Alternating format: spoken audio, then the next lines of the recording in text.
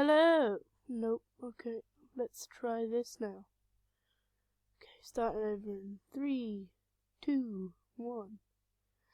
Hello there, people of the InnerTube webinets. I am me, and well, this is animation. I'm still new to it, so please be kind if you are going to comment, or at least constructive. Thank you. Sup, me. This is a D&D video. Deal with it. I've been playing it recently. Here we go. This is my art style. What, you don't like it? Me neither, to be honest. I mean, it's a bit simplistic, and I don't need this from you. Frick you guys, okay? This is my art style and my channel, and you can't stop me, and deal with it. Anyway, this is my brother's friend, Michelle, and they are the dungeon master this time around, and they're pretty great, to be honest. This is my favourite session that we've ever had so far, and yeah, so I hope you enjoy the video, and here we go. I'm going to start off with the introduction he gave us. I'm just going to find it in my notes because I'm an idiot. And here we go. Wealth, fame, power. Gold D. Roger, king of the pirates, had this and everything else the world had to offer. On the day of his execution, one brave man asked where he hid his treasure, and Roger's famous words ring true to this day. "You want me treasure? Well, I left it all in that one place." Seriously? But these words set thousands of aspiring pirates to sail the world in search for this legendary treasure. But enough of that. You lot are a bunch of shipwrecked people who were on a passenger ship, but now we're on the pirate ship of the infamous pirate lady Iron Club Alvida, who is planning to kill you. Cool. Okay. So, this is my character. His name is Etch. He is a warforged, but he has bird wings similar to an Aarakocra. And yeah, he's pretty cool. I mean, he can fly only twice a day. We had to nerf it a little bit because we're in the middle of an ocean, and being able to fly would apparently be too overpowered. And okay, being able to fly and also not needing to breathe, eat, and sleep and all that crap. You know, you get it. It's D&D. He's a level 1 fighter, and it's pretty cool. This is here for a reason, and I will explain that later. Moving on. This is Jaka, J-A with a little apostrophe, K-A-A. It's my brother's character. He's a Goliath barbarian, and my brother has, he tends to always run barbarians and fighters, and they're always drunk because he's basic, And this is Louise. We don't know much about him because I forgot to ask, and he told me he's a smuggler, and he's a Triton, which is essentially an underwater elf. It's pretty cool. And so, because he's a smuggler, and I wasn't told anything about his clothes, I might have been, I just wasn't listening, I'm not great at this, so I just dressed him up like Han Solo, kind of. Anyway, so, in the story, we're tied to the boat, and there are a couple of pirates over there, and then there's little Kobe, and Alvida, and stuff. So yeah. So Alvida and Kobe come onto the boat, and they're like, "Hey, nobody likes Kobe." And then she smacks him, but he's not dead. He's just really, really injured, and we're all just there like, damn. So we roll initiative while Alvida keeps smacking him up and stuff. So, we roll initiative, and it's Louise's turn. And he's like, "Oh, I skip my turn. What? I skip my turn. Okay. Jakar, your turn. I also skip my turn. Seriously? You guys? Seriously? You both skipping your turns? Fine. Let's do this. And I initiate combat. I easily snap the ropes because the pirates are stupid and don't know how to tie ropes. And I reach into my trousers and I pull out my rapier. Its name is my penis because we're all immature teenagers, and yeah. So while we were tied up, over here, that they took all of our stuff, so none of us have any armor or weapons or items, and I mean, they put them in a chest below decks. Well, we're assuming they're in the brig. Anyway, they couldn't get my leather armor off because I'm a warforged and it takes like an hour to put it on and take it off, so yeah. We had like 5 seconds to pick an item to shove into our clothes somewhere. Jakar chose mace, and Louise chose a crossbow, and he keeps the bolts for it in his prison wallet. He specifically said that, and that's why his eyes look like this.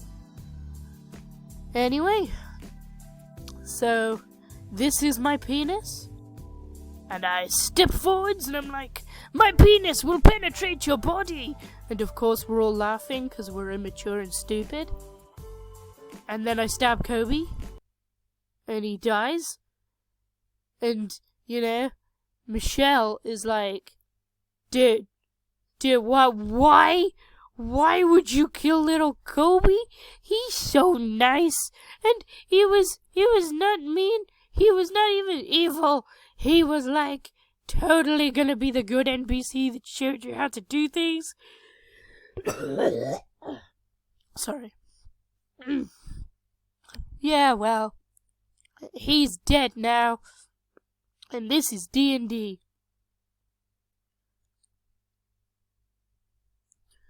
Fair point. Let's move on. And then Alvida's like, you killed Kobe. You And I'm like, oh no. And she hits me with her iron club. And I drop down to like 2 health points. And I'm like, oh no.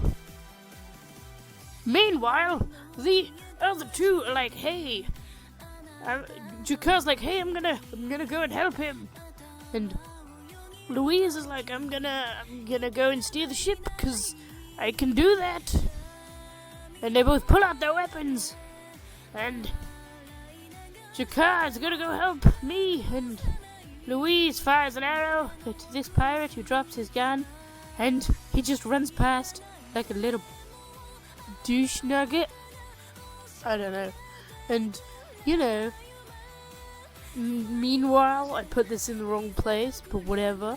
They're gonna get into, Jakar's over here getting into a slap fight with Alvita. He grabs her, and she's like, smack! And he's like, oh no. And then he pulls out his mace, and smack attack! And I escape.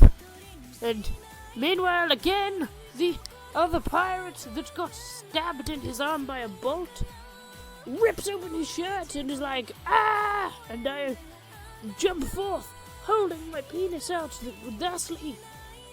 And I attempt to penetrate his hairy chest.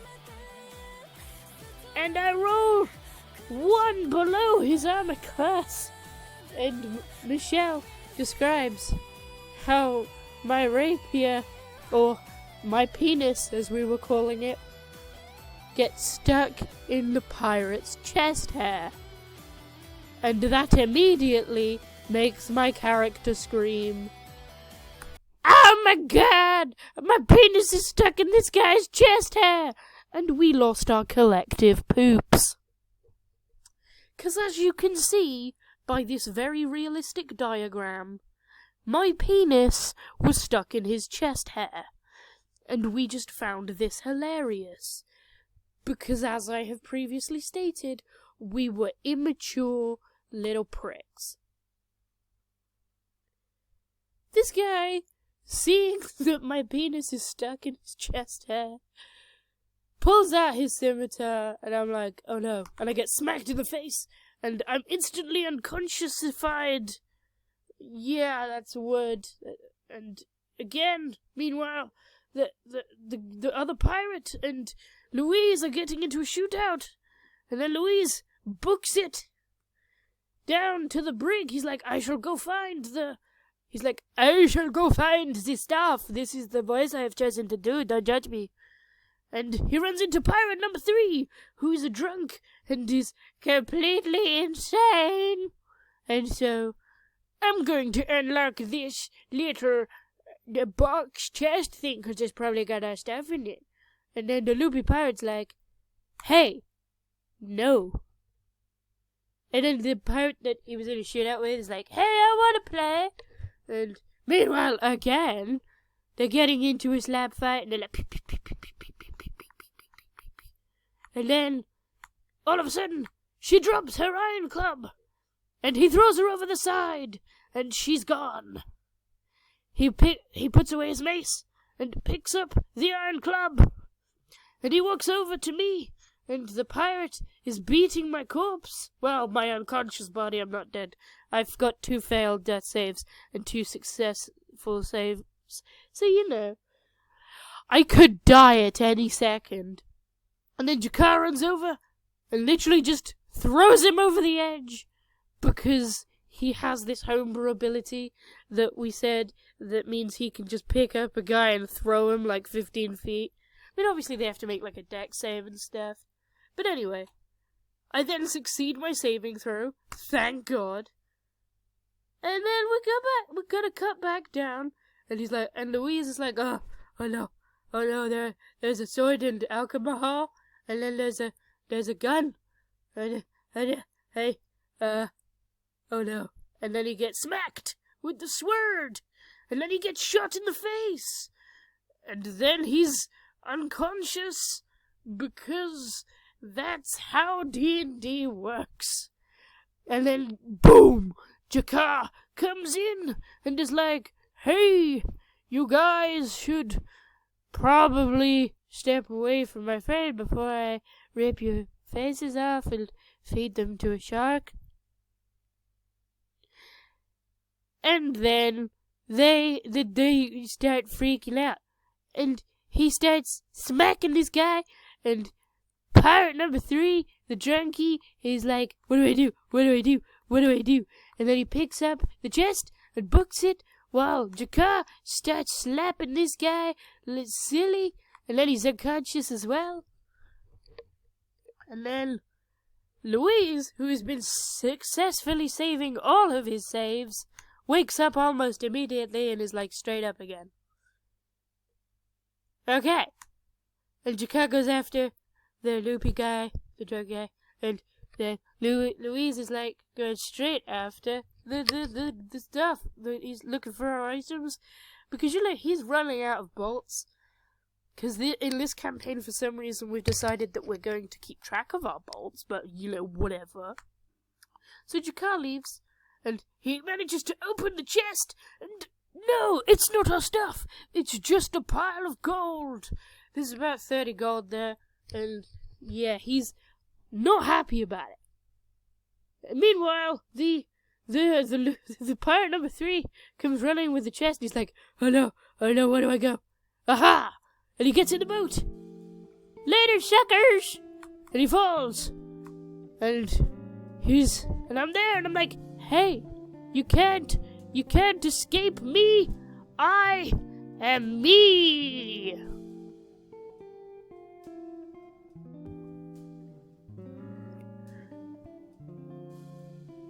So off goes the pirate number 3, and he's in his boat, and he's like, haha, I am sailing away, bye. I am sailing to safety. And then I'm like, no you're not, 'cause I can fly. And I use one of my twice daily flights. And I fly up, I pull out my penis, and I scream at the top of my lungs. Or what passes for lungs in a Warforged Aarakocra thing. My penis shall ravage your body! And then the DM, Michelle, is like, oh no, you shouldn't scream that. And all we hear is this roar emanating from the bottom of the ocean. It's kind of muffled, obviously, because it's under the water, and all we can hear is just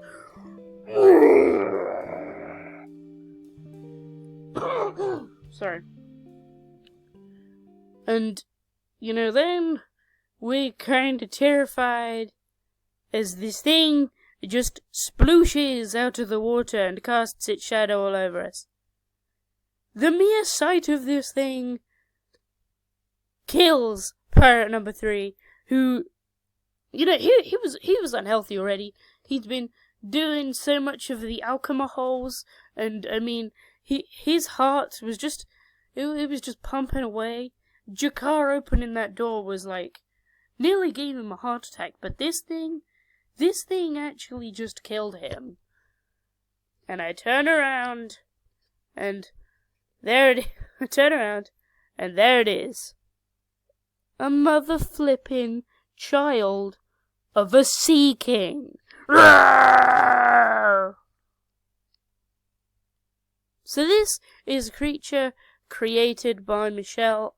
I think he created like the stats for it. I think you'll probably find sea serpents anywhere.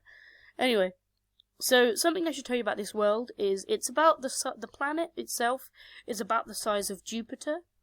So yeah, I don't know what it's called. I'll put it in the description of the video. If I manage to get hold of Michelle between now and then. Anyway, so a sea king, fully grown sea king, the length is about the same length as the country of England. So, look at a map. That thing's flipping huge. Obviously there are bigger places, but that thing's flipping huge. This picture that I've drawn is weird, and just weird as it is, does not give justice to how huge this thing is. But this, of course, is only a child. So its length is only about as big as London. Which, don't get me wrong, it's still flipping huge. But, it's not as big as England. Despite what some people might think. Anyway. So yeah, I'm there. I take a quick look to see if, Pirate 3 is really dead. And I have the choice, because this little boat is taking on water and it's sinking. And I can either help take out the Sea King's child, or I can see if that chest has our stuff in it. Because we still don't have our stuff. I'm the only one with armor, and I also have my penis. But yeah, we're kind of a bit understaffed, I guess you could say. So anyway, I decided to do the right thing and help out my other captors, and I turn to face the Sea King's child, or the Sea Prince as I like to call it. So I fly up, and I decide to do it stealthily, and I roll an 18, which is the highest I've ever rolled, ever. I think I got one natural 20 once, but that's for a little video. And anyway, this 18 granted me the ability to sneak up behind the creature and land on its head. And, to help distract the Sea Prince, Jakar is down here doing what he calls body language, which is kind of like a body roll if you've ever seen that. And my animation does not give it justice. So, I feel sorry, But that's it. He's like, body language. And he's trying to distract this thing. And, I mean, it's working. The Sea Prince is like, dinner and a meal. And I use the distraction to sneak up and stab it in the eye.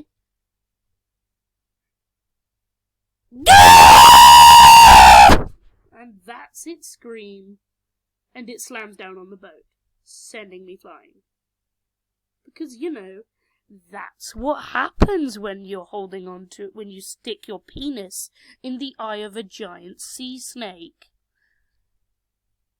It's like lifts itself up, and when it lifts itself up, we see that the boat is damaged, and there is no longer a mast. So yeah.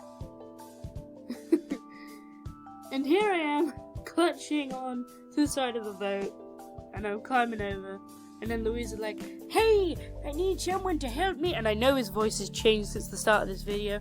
I'm not good with consistency, but deal with it. Oh, and by the way, I didn't lose my penis, I've just tucked it back into my trousers. You know, where penises belong. God. Sorry. And so, I run to help him, and I'm like, I'm coming, Louise! And Louise is down there using the cannon to fire at the Sea Prince. Ouch! Slam! And then Jakar steps forwards and he's like, I shall defeat you, you mighty beast! And he lifts up his mace and goes, yay! Smack! And then he realizes that's not going to be enough, so he does what any half-witted drunken barbarian would do in this situation, and frickin' jumps for it, and lands on the Sea Prince. Down here, you know, he's just fired the cannon, and we can't find any cannonballs. Well, I mean, we could, but then the Sea Prince slammed onto the boat, and because they're balls, they kind of just rolled off the boat, along with a load of the bodies, which is why you can't see them in most of these shots. It's not because I'm lazy and didn't want to leave them in there. So here I am, and I'm like, hey, Louise, what do you need? I need a cannonball. I'm not good at voices. Come on, Louise, what's your voice? Pick a voice. And so I go to get a cannonball, and I go straight up here, and I'm unlocking the chest. I'm kind of half hoping to see our stuff, and half hoping to see a cannonball. Because I mean, Etch has only one thing left from his creator, and it's like a little trophy thing, and he didn't really want it to. It's like one of those little plastic ones that you give children on like birthdays and all that stuff. But I mean, it's the only thing he has left. I mean, obviously he has the memories because he's a war forward and he's like 1 billion years old or whatever. But you know, that's his. So, you know. But no, it's just black balls. I know some of you be excited to see that. So he picks one up, and Louise runs past and is like, I'm gonna go steer the ship away from that giant thing. You just fire the cannons. And I'm like, okay.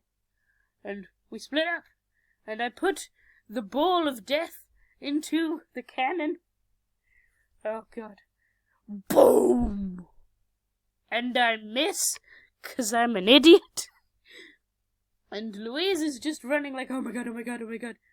And then he starts the ship, and it gets not very far, because there's no mast. What happened to the mast? That big thing destroyed it. Oh my god. And Jakar is just like slapping the poop out of this thing with his rage ability. And if you don't know what that is, then Google it. Or just, you know, look at other people's videos and contents, because they'll probably explain it. Anyway, so he's smacking this thing, and it's like, stop smacking me, please! He's like, no, I shall never stop smacking you. And he just keeps smacking him over and over again. And then, in his rage, he smashes back down onto the ship, knocking out poor Louise again. Oh my god, Louise. And, you know, Louise, I mean, we're not too worried. I mean, for some reason, he's just been rolling really high. And I was using an app to roll, but he was using actual dice. And it's kind of impossible to fudge them. And we did check if they were weighted, and they weren't. Because, you know, I don't know, but you get it. And anyway, Jakar's like slapping this thing, and then it dies. Woo, we did it! Meanwhile, I'm below decks, and I'm like, finally, I shall have my trophy. And I unlock the final chest.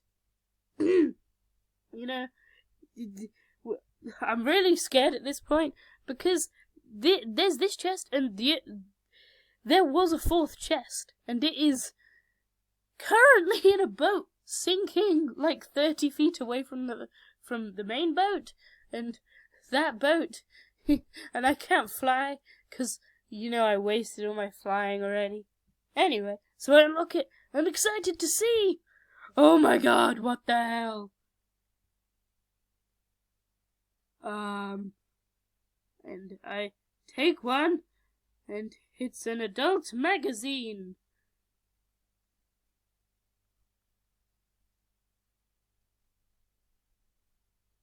Oh, gold! I'll take some of that too. And then I come out on deck, and I see the giant beast has been destroyed. Woo! And Jakar's like, hey, I'm coming. And by the way, from being constantly smashed into by the big sea prince, our boat is also sinking. So we've got like, and obviously its body is sinking. Jakar manages to grab a scale, which is pretty cool of him. I think he grabbed like 3 or 4 actually, so you know, I mean, we might get one each. So Jakar just kind of jumps and makes it because he can, and the sea prince sinks into the depths, and we'll celebrate because we each got 2,000 experience points for defeating it, and Michelle's kind of like, what the hell, guys? Because we were meant to run away from it. I mean, it's insane. That thing had, we're all level 1. Well, okay, I'm level 1, they're both level 2. And, like, that thing was insane. So, you know, we were not happy about this. But we did it. We were meant to run away, you know, we were meant to use the ship to sail away from it. And then it was going to be like, oh no, my food, oh well, and then go back, and we were meant to do other stuff. But no, we're stubborn, because we're stupid, and we killed a thing, and so we're here in the middle of the ocean on a sinking boat, and then Louise's player is like, hey, wait, where's our stuff? Edge, where's our stuff? And I'm like, where's our stuff? I don't know what you're talking about. Our stuff, you know, like all the good stuff. Okay, fine, don't be mad, but I may have not found it. Where is it? Where's all our stuff? You know, all the stuff that we will need. I don't know, maybe at the bottom of the ocean. Let's go find out. Woo! Oh my god. And the DM shows how it just kind of describes how floating, well, not floating obviously because it's got a bunch of metal stuff in it, but sinking down to the bottom of one of the deepest parts of the ocean of this world is just there. And I'm like, oh look, it's there. And Louise is like, seriously, how are we meant to do anything from now on? And I'm like, well, your character is like a Triton, which is a water elf, and my character is like a flying robot person who don't breathe, so it's fine underwater, but Nicole Sorry, that's Jakar. Jakar can't come underwater. So maybe we ditch Jakar and we sink to the bottom and go get the stuff, yes?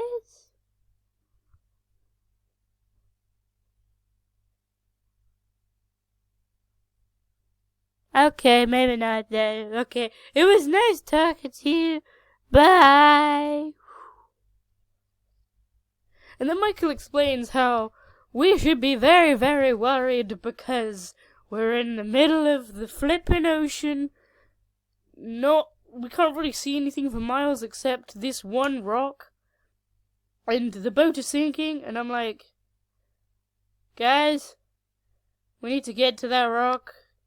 And I can't fly. And neither can you guys, because you guys suck. So let's go. And so we jump into the water, and we swim there together. And as we climb up onto the rock, we just sort of relax and take a breather. And now that we've each gained 2,000 experience, we watch as the boat sinks and decide what to put our levels into. Jakar becomes a level 3 barbarian. I think he went with Totem Warrior. Louise went for a level 3 fighter, Battlemaster. Etch also went for a level 3 fighter. But he decided to go for something a little more interesting, and decided to be an Eldritch Knight, because magic is dope as flip. Anyway, that is where our session ended. I hope you've enjoyed this animation. It's quite a bit longer than I thought it was going to be, because if I'm honest, I thought it was going to be like 10-15 minutes, and I think it's nearly like half an hour, so yeah. So I'm just going to let the credits go past now, and I hope you've at least enjoyed it.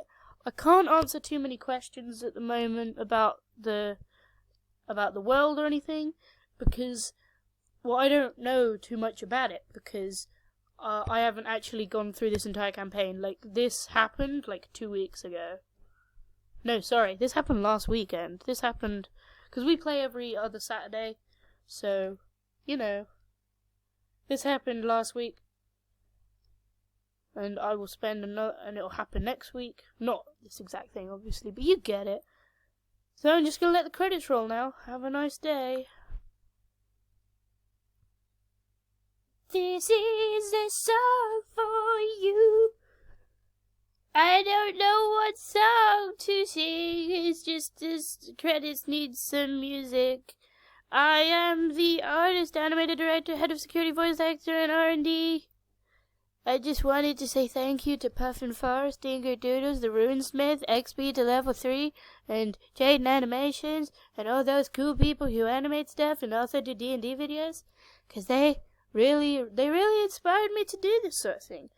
I mean, I have trouble making friends. Oh, by the way, the video is over now, so you can leave. I'm just going to talk about myself for a little bit, because I want to, and you can't stop me. Deal with it. Anyway, I don't have any friends. Actually, that's not true. I have one, and he moved to university. So, you know. I have no one to play D&D with, so I play with my brother's friends. Which sounds wrong when I say it like that, but you understand. And by the way, we're all teenagers, and that is why everything I say sounds kinda dirty. And, comment down below, what was your favourite moment in this entire episode, I guess? If people enjoy this, I know I enjoyed doing it. But if people enjoy it, and, I probably will do another one, then I'll animate the next one, as long as it's interesting. So come on, Michelle, make it interesting. Pretty sure Michelle is going to watch this. Okay, guys, have a nice day. I'm me. If you made it this far in the video, comment down below, ooga booga, I picked my booger. Bye.